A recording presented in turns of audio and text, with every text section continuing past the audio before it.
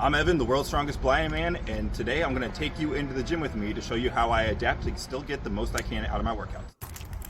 All right, this workout took place at Brickhouse Gym here in Columbia, South Carolina. So swept my way on into the parking lot and started out with grip training. I really like hitting grip a couple of different times a week, and I find that I make sure that I do it and put a lot of effort into it if I start first with it. It also gives me a chance to kind of let the pre-workout kick in and warm up my body appropriately, which I don't always like to do.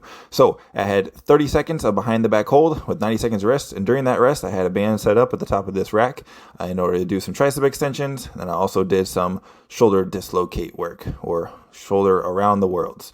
Got the upper body warmed up in between those sets of grip. Keeping things nice and condensed and close together like this really helps me to do multiple different exercises in a row if necessary, while not fumbling around too much.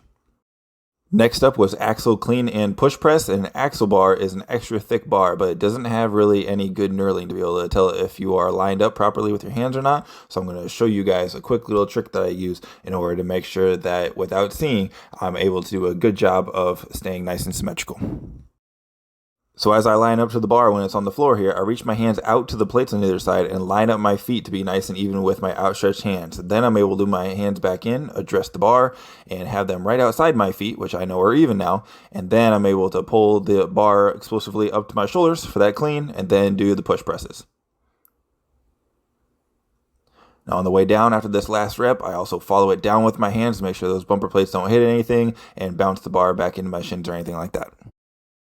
My next exercise was some heavy close grip bench pressing. I had 5 sets of 3 on this day, and when I'm setting up, again, I'm making sure to duck my head on the way back, make sure I don't hit my head as I lay back, and then I reach out wide again in order to make sure that it's nice and even, especially with my scoliosis. That's really important for me to do, to make sure that I'm not too wonky on the bench, and I get my shoulder blades good and pulled together, and then use the knurling in order to have a good, consistent grip as well. I have really standardized my close grip bench with where knurling is on the bar, so I'm able to train this movement pattern super consistently.